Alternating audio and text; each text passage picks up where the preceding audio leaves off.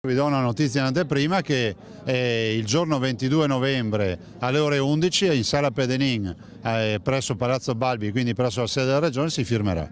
Ore 12.30, Sala Pedenin, Palazzo Balbi, Regione del Veneto, Venezia.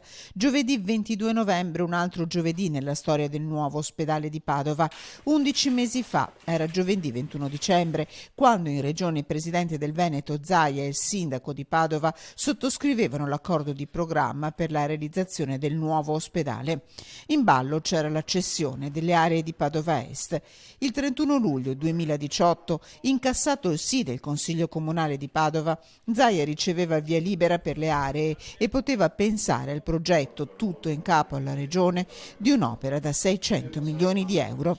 Giovedì 22 novembre a Palazzo Balbi si scrive la storia, una storia fortemente voluta anche dalla nostra emittente, che da mesi dà voce alla parola dei cittadini che chiedono con insistenza che una sanità come quella padovana, eccellenza mondiale, goda di una struttura degna.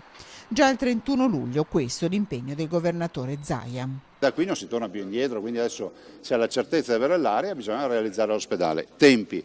Flor mi dice che 8 anni e mezzo si dovrebbe avere la struttura realizzata. Correre, fare le carte, correre, perché dopo 22 anni oggi abbiamo la certezza che c'è un'area di quasi 52 ettari dedicata al nuovo policlinico universitario. 22 novembre, ore 12.30. Il passaggio delle aree dal Comune alla Regione arriva al tanto atteso rogito sottoscritto alla presenza del notaio.